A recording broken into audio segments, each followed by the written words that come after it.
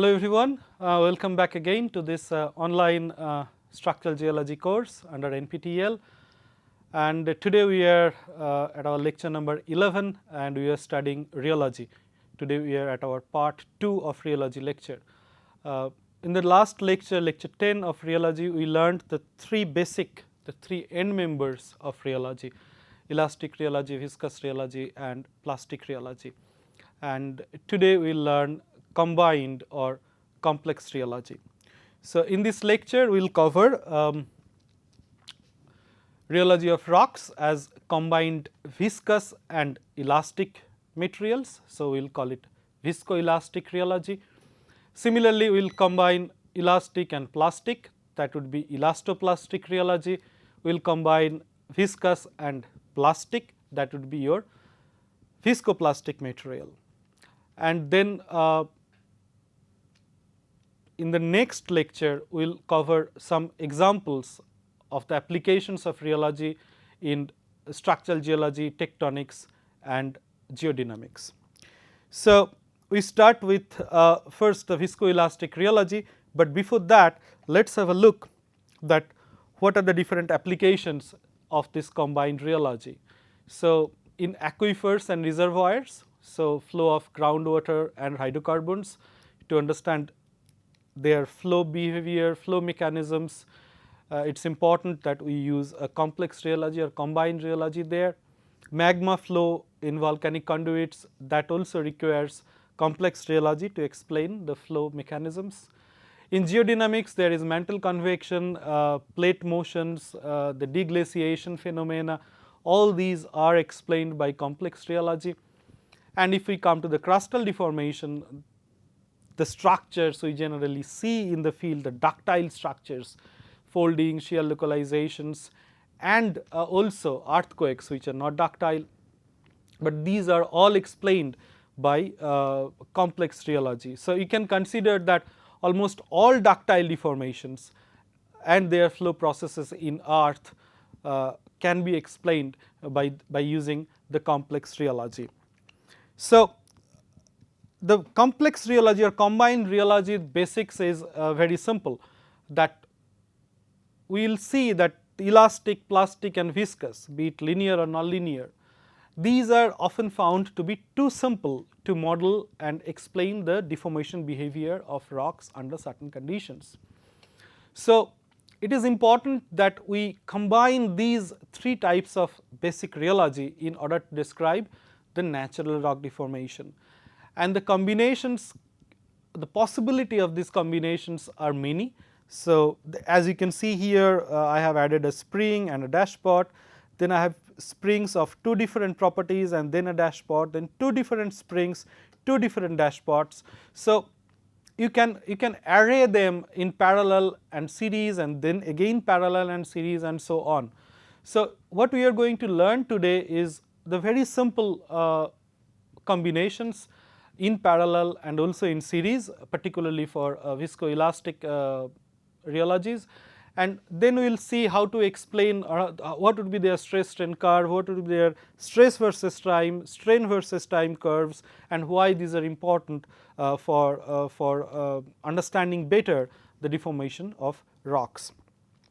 So, we start first with viscoelastic rheology. In the previous lecture, we learned that elastic behavior is not time dependent, that means it does not depend on time, and we also learned if we consider viscous rheology, then it is time dependent, it is strain rate dependent.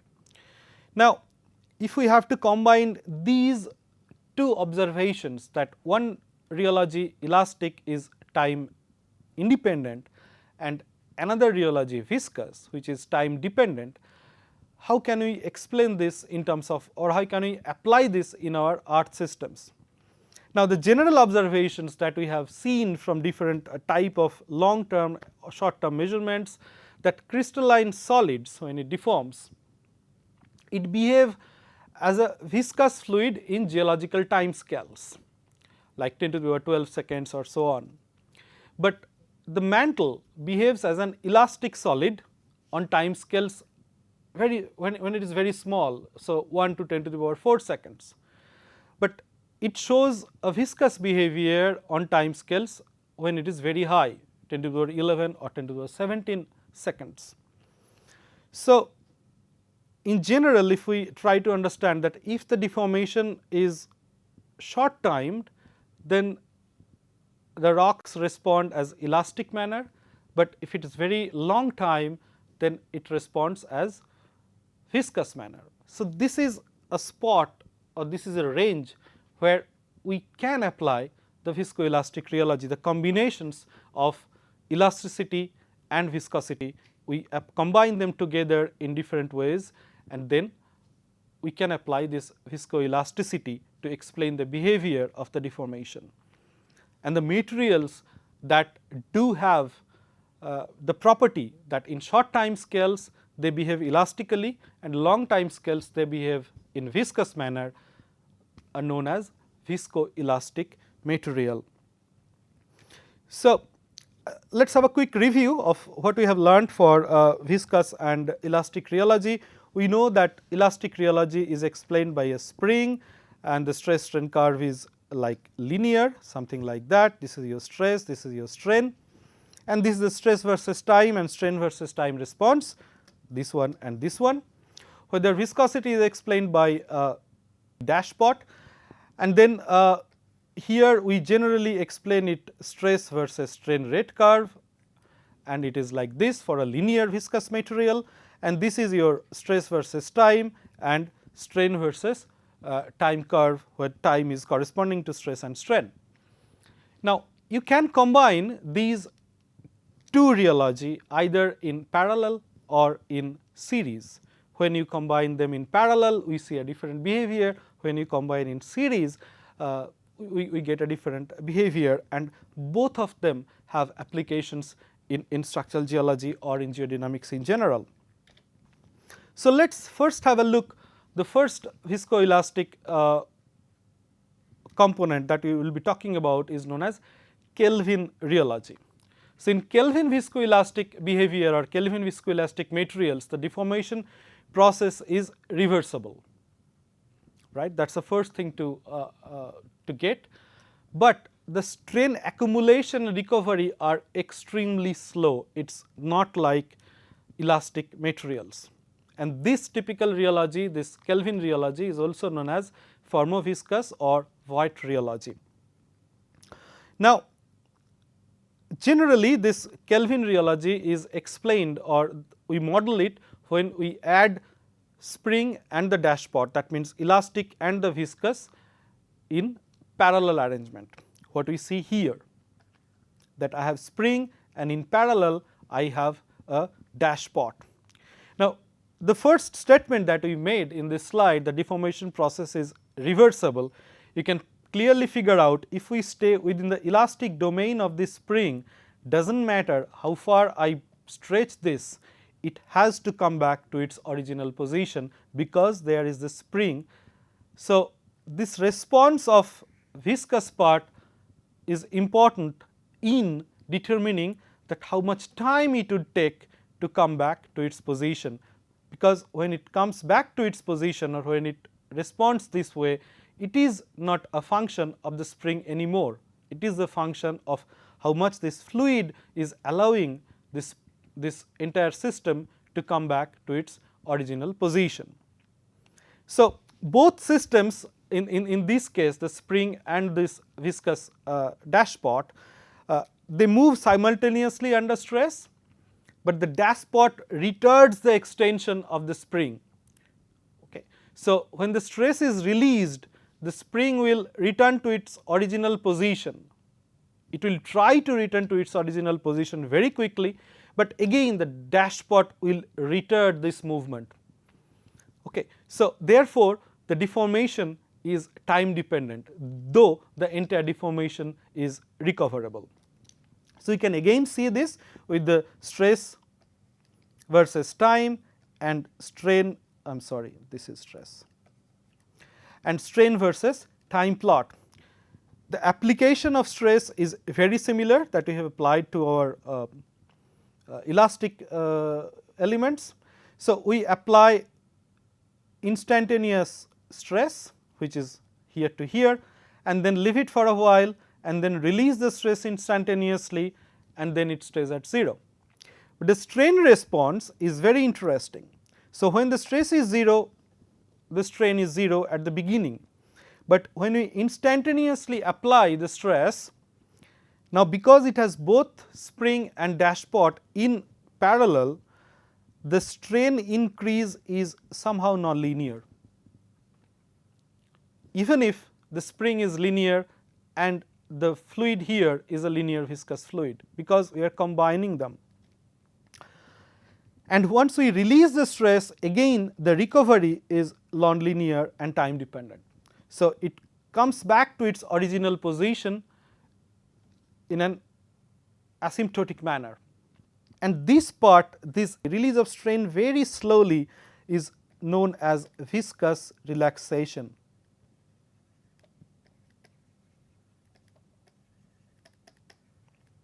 Viscous relaxation has many applications in structural geology and geodynamics. We will not go into that part, but you just remember that when you are dealing with this kind of rheology, Kelvin rheology, then the release of strain after the load is gone is nonlinear, and it is extremely slow, and it is known as viscous relaxation. So, clearly I have the equation for this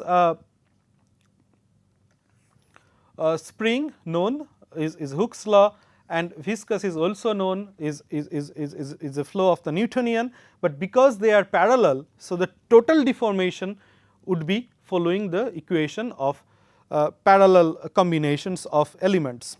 So, if I have to go with the strain rate, so I know that 1 by strain rate should be equal to 1 by strain rate of the elastic element, which would be added with the inverse of the strain rate of the viscous element. And if we expand this equation or resolve this equation, then we simply get this equation where your total stress is equal to strain multiplied by the elastic element, and then viscosity multiplied by strain rate of this viscous element. And this is how, so this is Young's modulus and this is viscosity. So, this is how we explain the Kelvin rheology, where the strain is recoverable or the entire deformation is reversible, but the entire process is extremely slow. What would happen if we add this elastic and viscous elements instead of parallel, if we add them in series? Then what we get is known as Maxwell rheology. So, here we have the viscous element, here we have the elastic element, and they are added in a series. So, a Maxwell viscoelastic material accumulates strain from the moment a stress is applied, because it is independently deforming, it can deform independently this spring. The deformation of the spring does not depend initially on the deformation of this viscous element, right. So, it deforms immediately the moment a stress is applied, first elastically, and then it goes to gradually in viscous manner. So, therefore, for a short duration of deformation, this system works as an elastic body, but later this goes to a viscous manner. So, this short duration of deformation in most of the cases is recoverable, because then it is independent of the dashpot, but the spring then only plays the role. However, for long term deformation, the viscosity component takes the lead, right, because then viscous material starts flowing through the porous spaces of this piston, and then it remains permanent, and if it becomes permanent, then your deformation is permanent and you cannot recover it, or in other way you can recover the deformation of the spring, but you cannot recover the deformation of this dashpot. So, the total deformation therefore is not coming back to its original position once you release the stress. So, the deformation is not totally recoverable, and this is the physical model of Maxwell rheology, where you can arrange it a spring and a dashpot in series. Now, once we do it in series, the equation is very straightforward. So, total strain rate is the sum of the total strain rate of elastic and the total strain rate of viscous components. And if we expand this equation or resolve this equation, then it takes this little complex shape.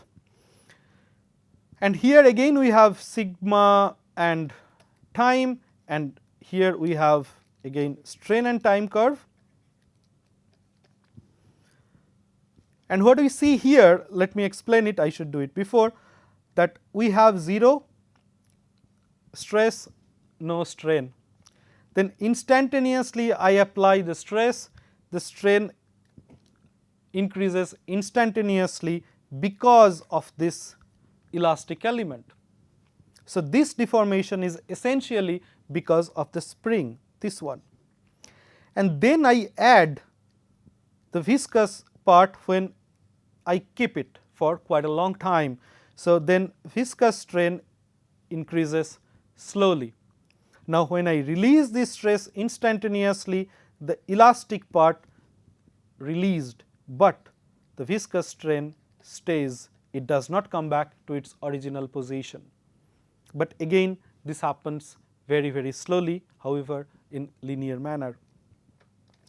So, this is viscoelastic rheology, and we learned that we have Maxwell rheology and we have Kelvin rheology. Maxwell rheology, when we add viscosity and elasticity in series, and Kelvin rheology when we add viscosity and elasticity in parallel. Let us talk about another one, which is elastoplastic rheology. The elastoplastic materials, as you can guess from this name, that it combines elastic material, elastic element and plastic element, right. So, it considers recoverable elastic strain from the elastic element, but non-recoverable strain from the plastic element. So, therefore, the total deformation is not recoverable.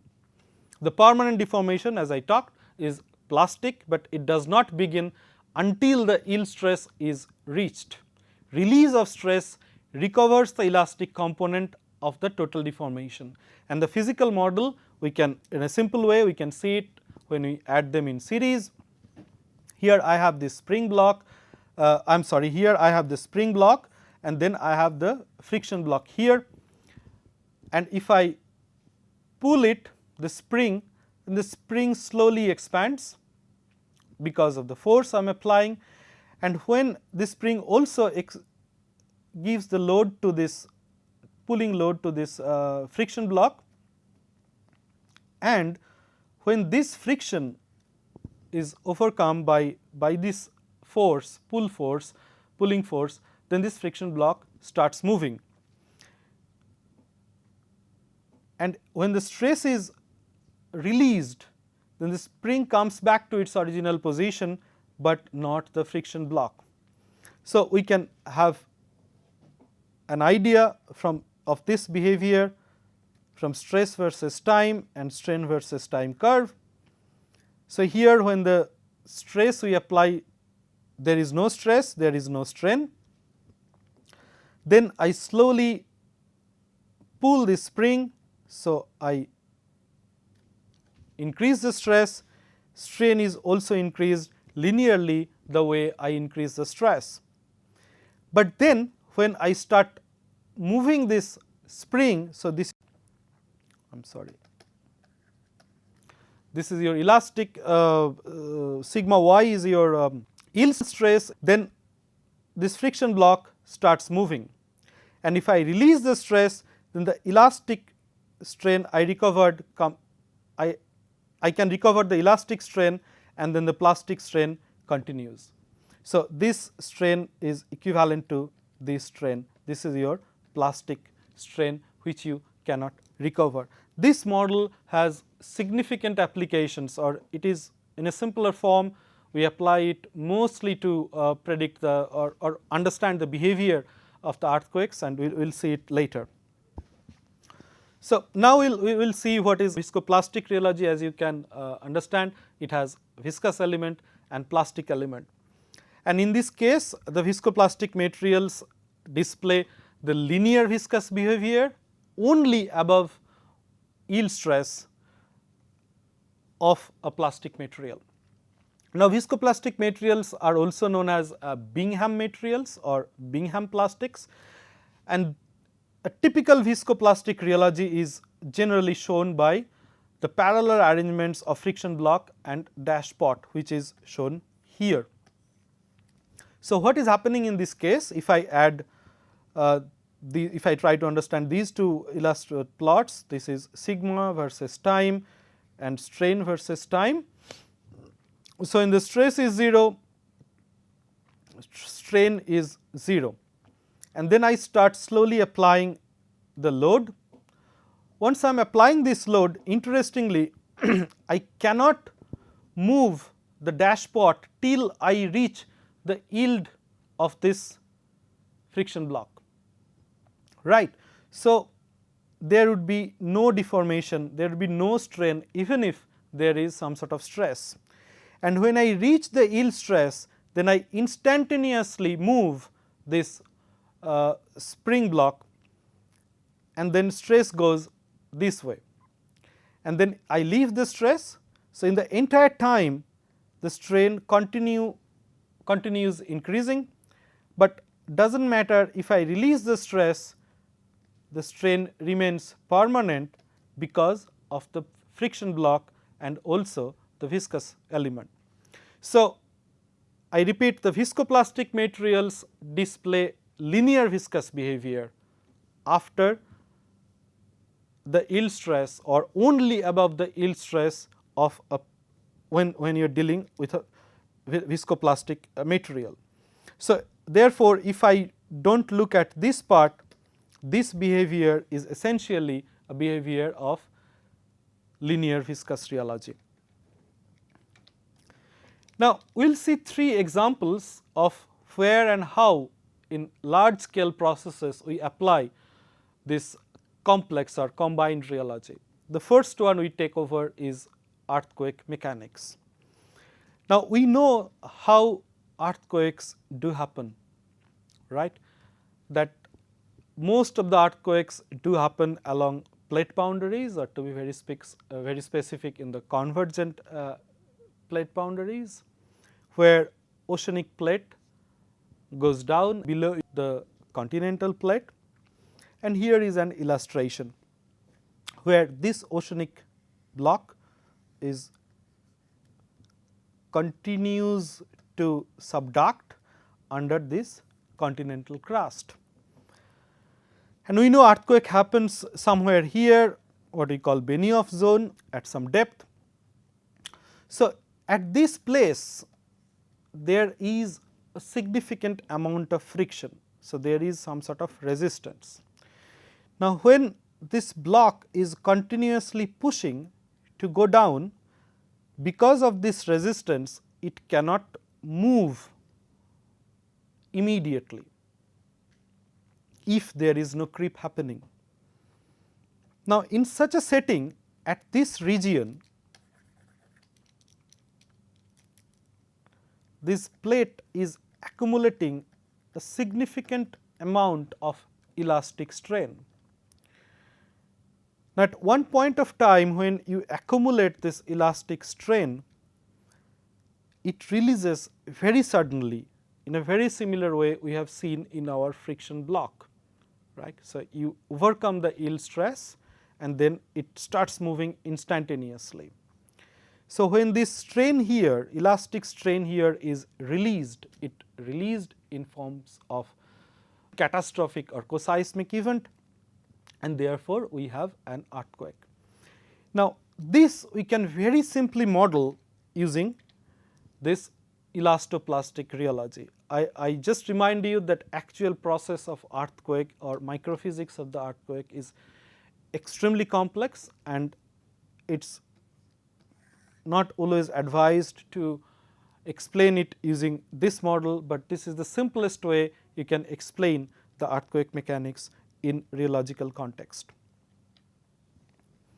So, what we see here, I have tried to provide here an illustration. So, what we are considering that this spring and the friction block together form the elastic plate.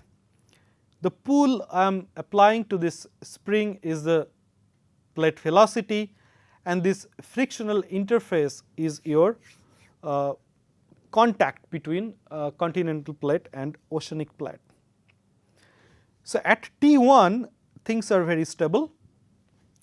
Now, the plate velocity has been applied to this spring. So, spring is slowly expanding, as you can see, and when we overcome this frictional resistance here, this block suddenly moves to its forward, it moves forward suddenly, and that happens at T5.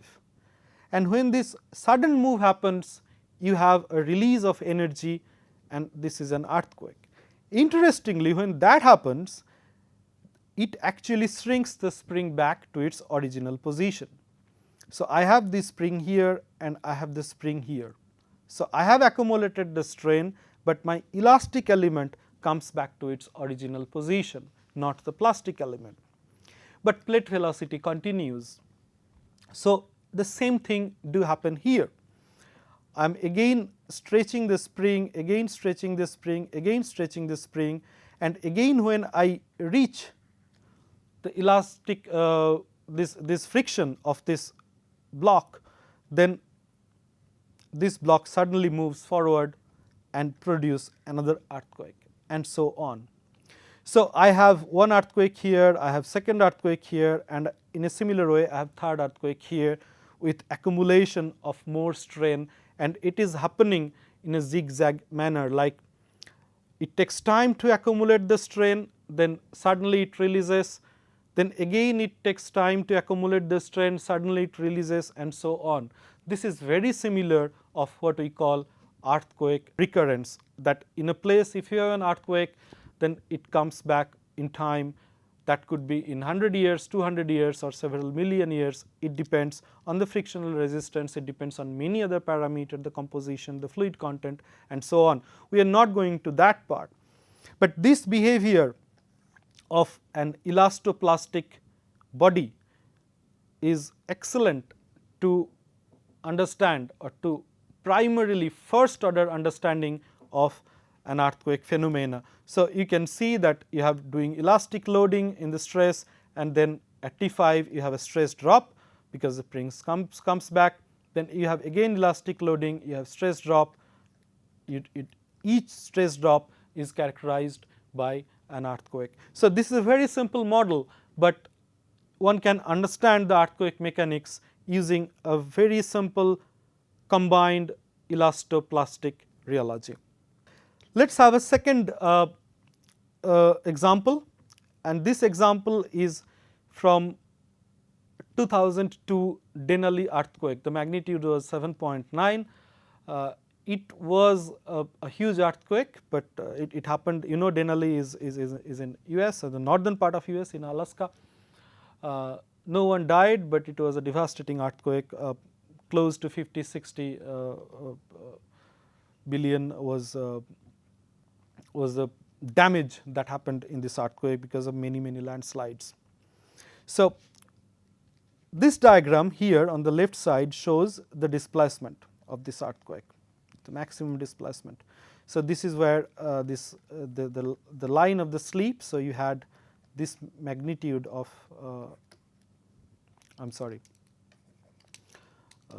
this is your magnitude of maximum sleep that happened in this earthquake, which is pretty high in terms of this earthquake that happened on the surface, because this was a very shallow earthquake. It was, if I remember correctly, 12-13 kilometers depth it happened from the surface. Now, what is interesting of this earthquake? Now, if I have an earthquake, the earthquake is not an isolated process, because the top part of the plate is also attached to the mantle below, which we have learnt is somehow viscous. So, when you have this huge displacement of several kilometers of these plates, then mantle also gets affected by this deformation. So, instantaneous deformation of this crust that produced an earthquake also provide an instantaneous deformation in the mantle. And this is what is shown in this diagram. So, this is a co-seismic stress change.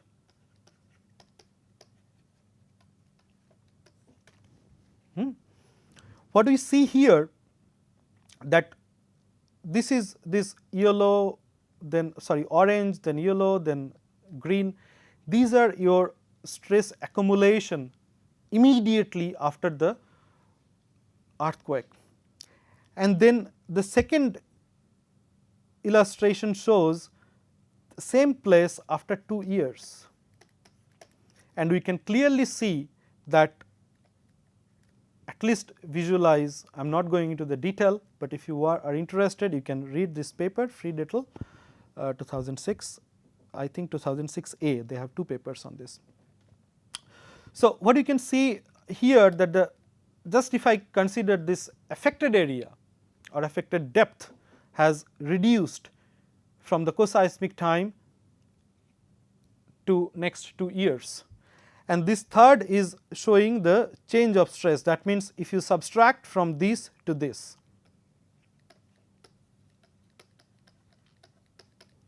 and this clearly indicates that we are recovering the stress.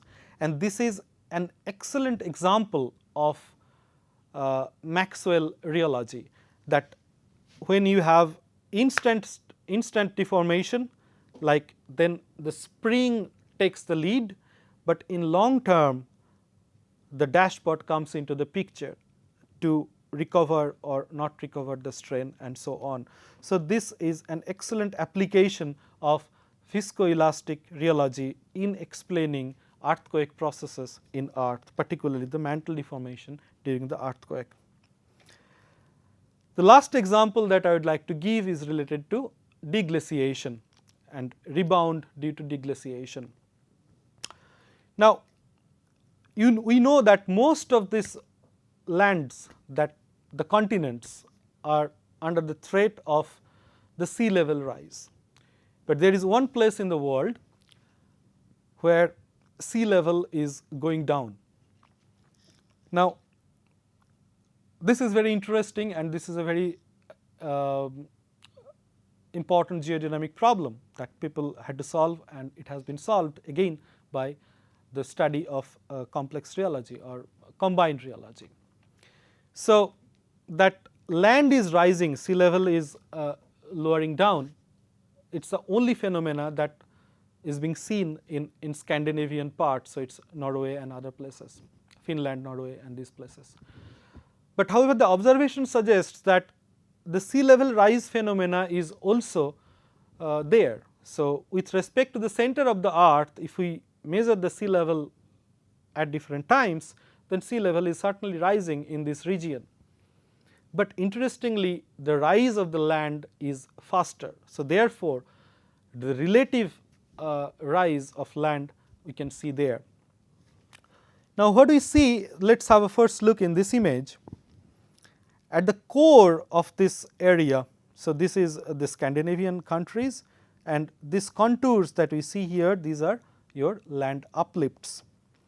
So, at the core, the land uplifts with a rate of 9 millimeter per year, and then it slowly reduces to 0 almost when you reach the sea.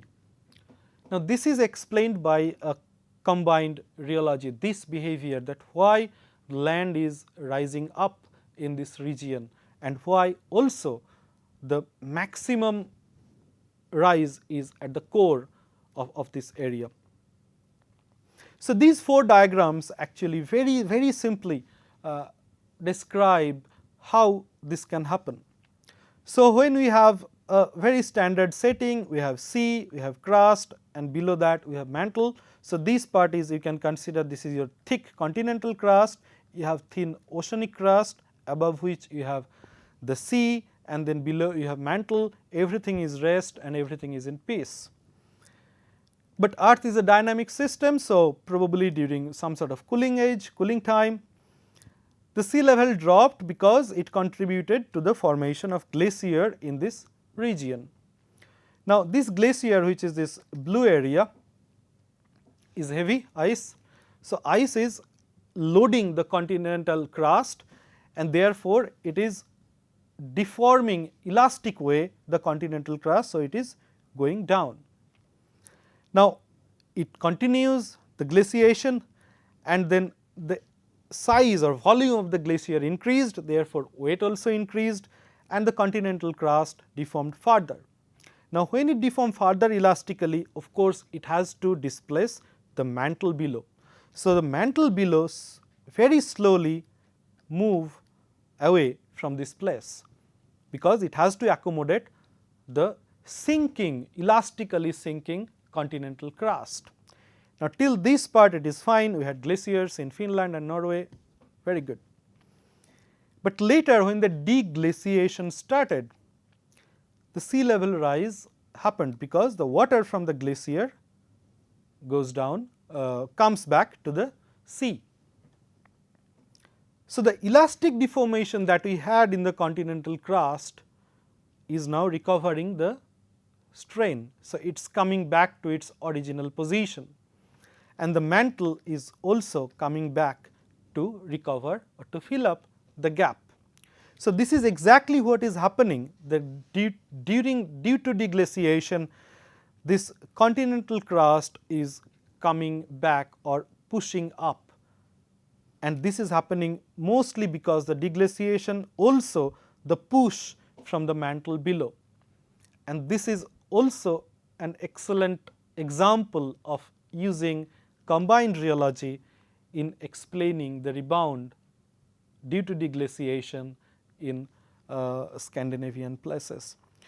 We are almost at the end of the lecture and of this rheology, and I would like to show you one of the first slides where we have cited some of the everyday use of rheology examples, like the ballpoint pens, then why do you have to shake the bottles of tomato ketchup, or running on a beach is harder than running on roads, and so on.